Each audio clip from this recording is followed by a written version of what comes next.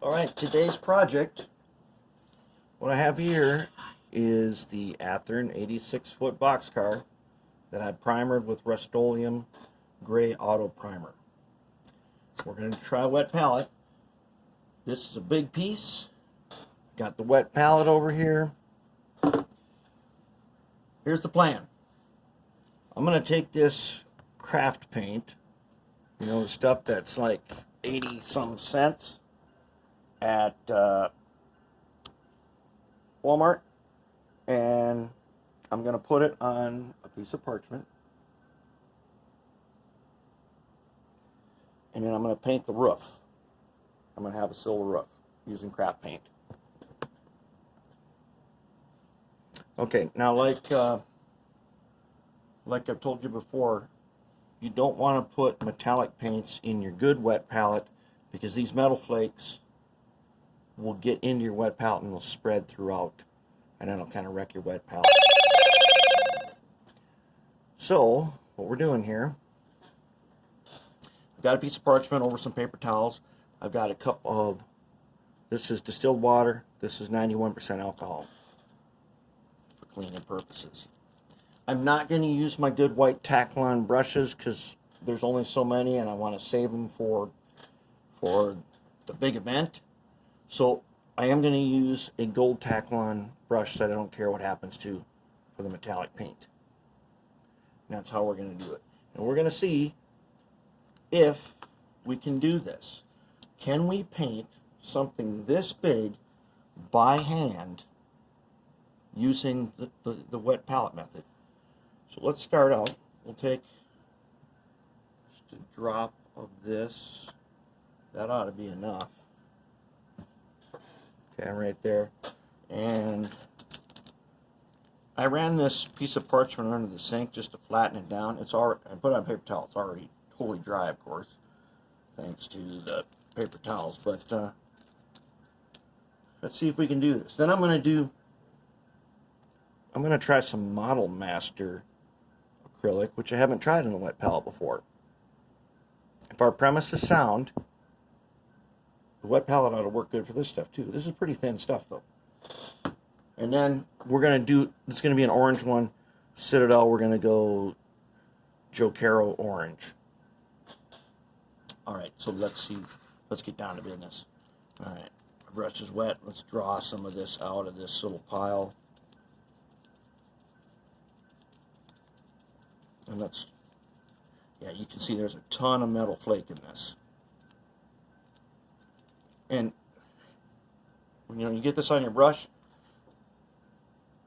it doesn't ever really clean out that good. So you got to kind of dedicate that brush to a metal paint after this. Alright, so let's get on down to it. And let's see how she's going to go. I don't even know where to start. Let's just start right here.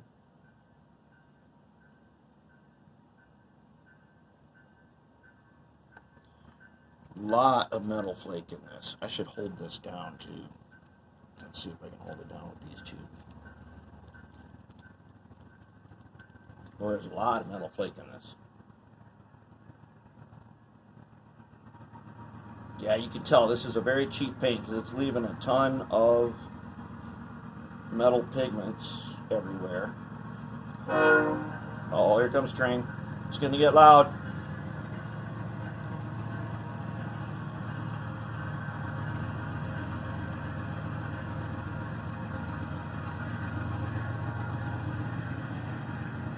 I guess we just go fast with this stuff because it is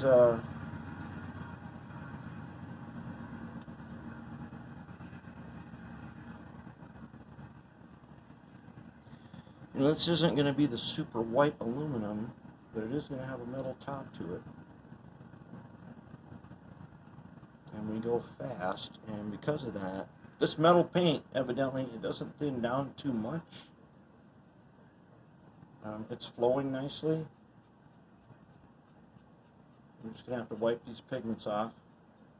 I guess we just go fast on this.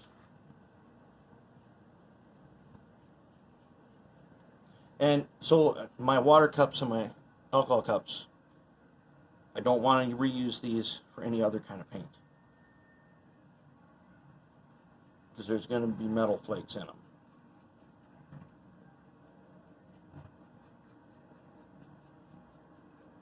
Okay, this is working. We can do this.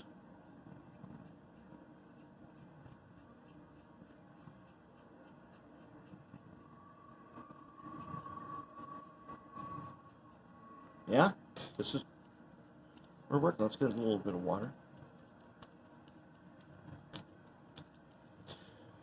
Sometimes I do this directly on the paper towel, but I'm starting to find that this parchment paper is baking parchment. Comes in a roll in the grocery store.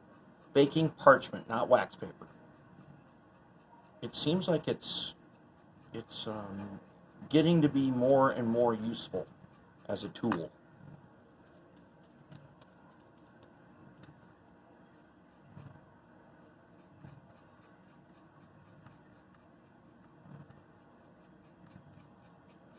Okay, and because this paint is thick, I can see that I'm going to be just a little short, and I'm going to have to get a little bit of extra paint out.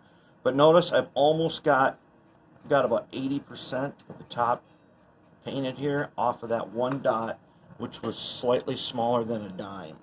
So let's add just a little dot more. And that's probably more than we need. One thing I've noticed about doing it this way, you save a lot of paint. You'd think, oh, dipping from the bottle there's less waste. But really this shows you how much paint you're actually using on a project. And I'm starting to kind of like that I'm able to estimate. If I go fast enough, I end up hitting the edge that I want to hit without going over. And I'm just going to flip it around then and hit the other edge, because I only want the top on this. Yeah, metal paints are thick. So yeah. And when they're thick, they leave some large pigment residue. Definitely, if you can see. You can see the pigment residue. And I'm just wiping it off with the brush. Yeah, it's setting up too. So my brush is getting stiff. Okay, now I want to hit this little edge right here. This is probably not the best paintbrush to do this. I might be making a mistake. Yep, I think we got it. Flip her around here. I don't think I'm going to need 2 coats on this. This paint is very opaque.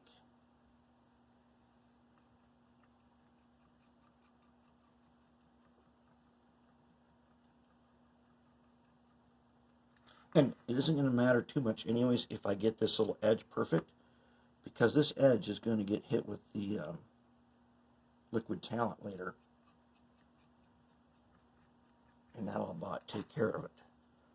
All right, let's there now. Let's just we'll just use up the rest that we got as thin as we can. It's setting up super fast.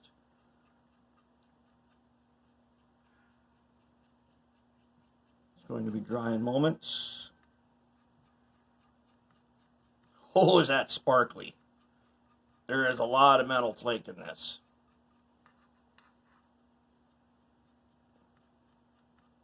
That is extremely sparkly. So, well, that's not good prototype. After we put liquid talent on it, you tell me if you think it's not prototypical looking, or it doesn't have to be prototypical looking. Is it believable? Is a better judge for this. Do you believe it?